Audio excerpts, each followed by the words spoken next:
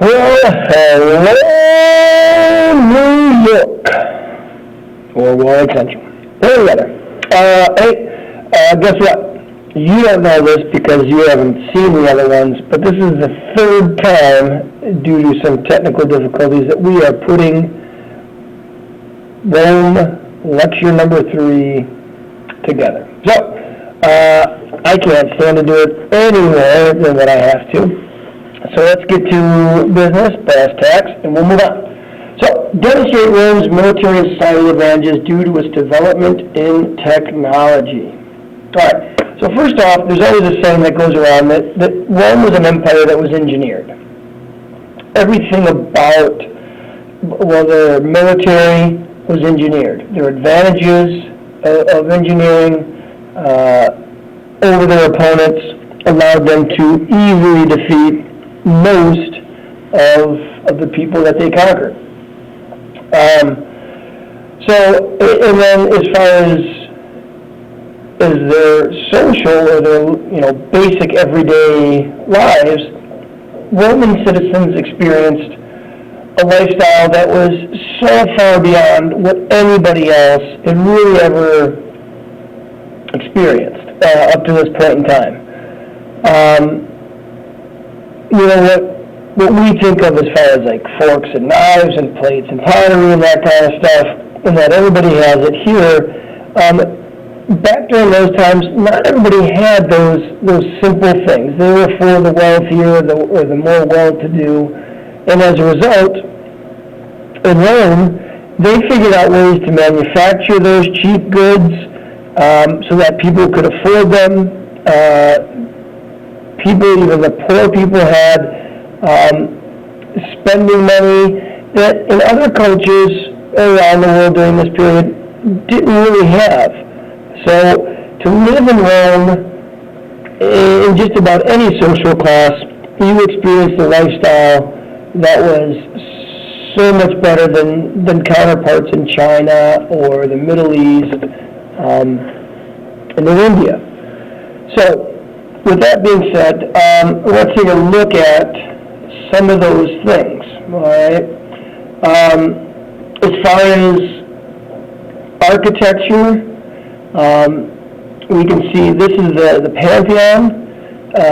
That was one of the first domed structures ever to be created. An absolutely beautiful, beautiful place, huge, and this oculus, this eye up here at the top, is bigger than just about any dome structure in the world, and this is a freestanding dome, which means that you can't close this area out architecturally. You can't do it; it doesn't work. But so if you look at all state capitol buildings that have domes on top of them, they have that little point on the top that closes this part out. This Pantheon, is about, I want to say, almost twice as big as our U.S. Capitol building dome, and was built to honor all of the gods. And Pantheon is the word, I guess, means Greek for all the gods, not just Roman gods, but to kind of allow everybody to come to this temple and worship freely. So that was the reason for it. But the idea that it was such an architectural feat when it was created is really, really something. So this is what it looks like from the outside. Again, something that is super, super impressive. Roman baths. We take a look at Roman baths, and every day this was a huge part of Roman society. People bathed here after work.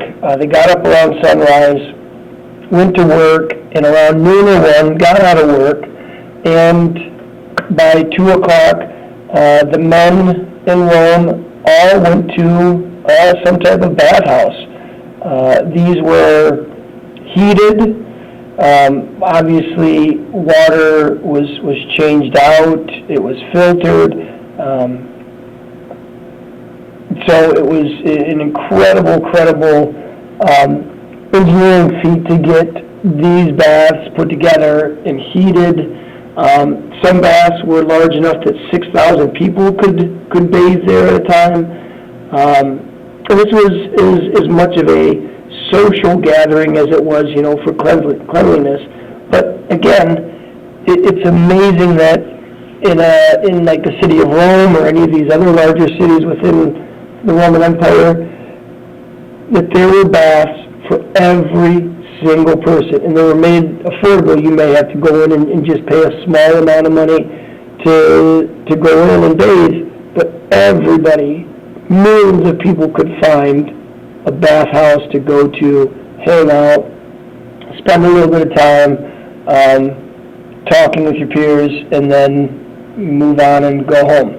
So the baths were an incredible place for Roman engineering because they were able to be cold, hot, and have this running water all the time.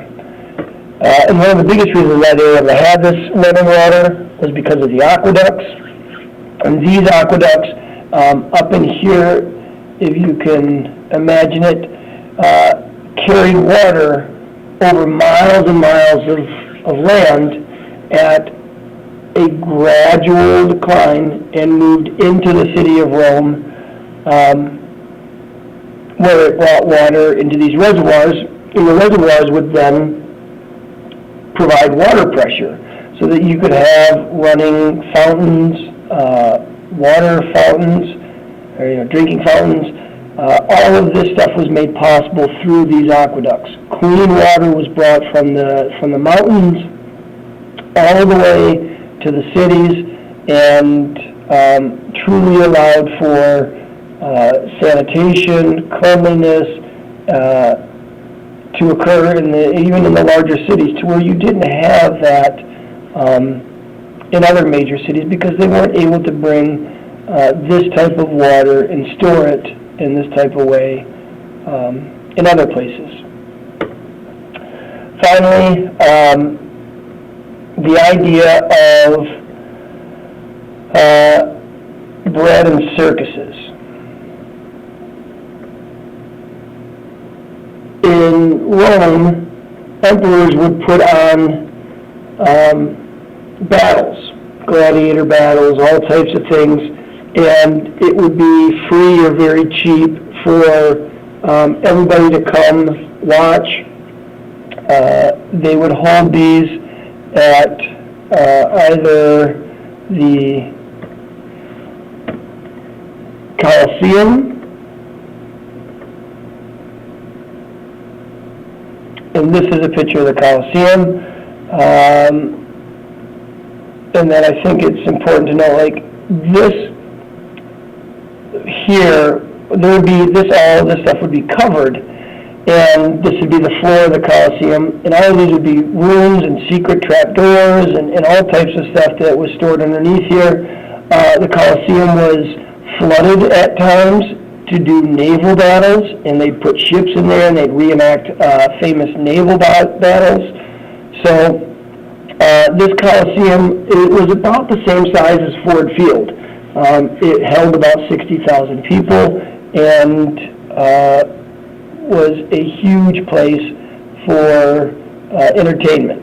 The other place is the Circus Maximus, and sorry I didn't have these, I forgot about this.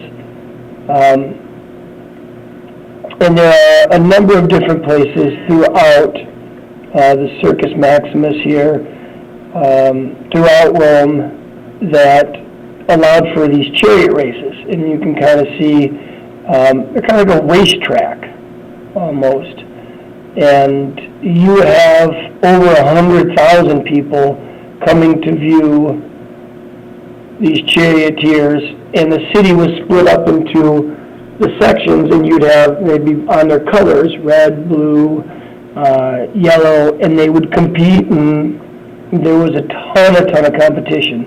There were riots that occurred as a result of how well a team did and how poorly a team did. So very, very, very, very crucial. Now this is the remnants of the one in Rome, and you can just kind of see it's this big long track. And the one time I was in Rome, we went there and stood down there and thought about all the races, and the people died during these races. And so it's really, really cool to think that there's as many people as what U of M fits into the big house watching these chariot races. So that is that.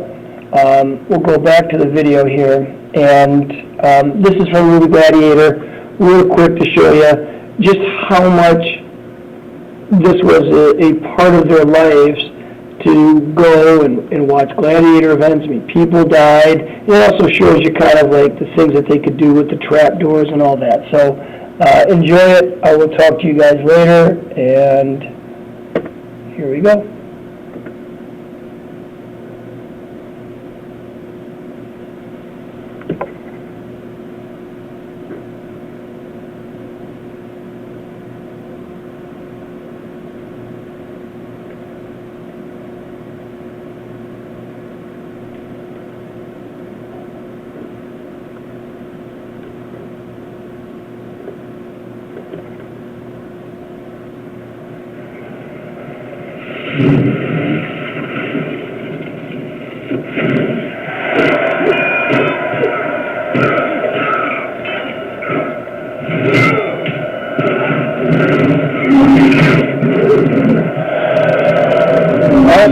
There's Tiger.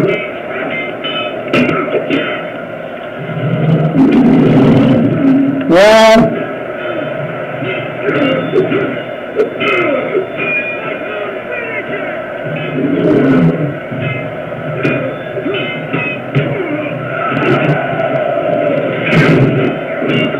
We're going to Tiger. I love tigers.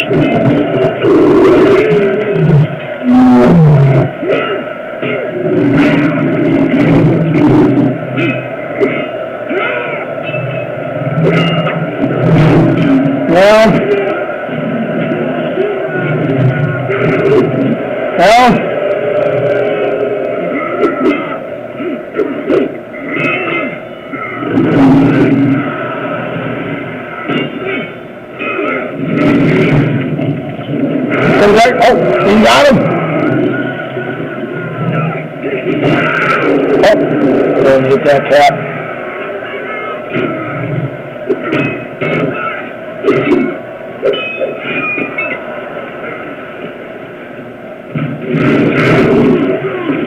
Oh boy. Oh, not the cat. Not the cat. I love tigers. Ah, poor cat.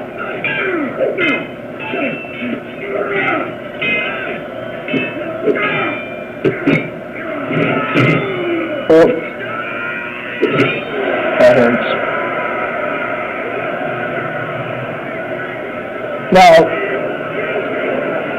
so the mob, or the crowd, they would say, has the ability to choose what happens to the defeated.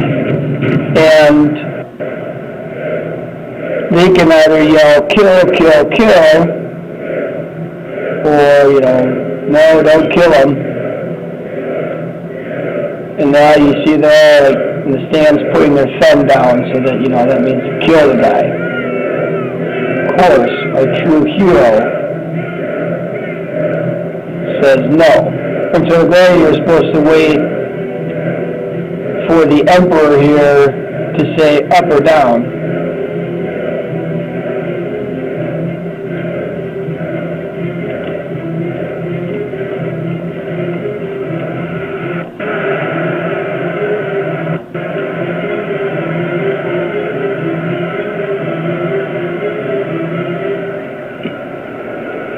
Ooh, you don't do that to the emperor.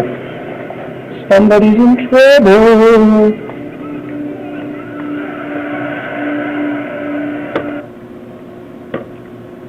I'll see you guys later. Thanks for hanging out.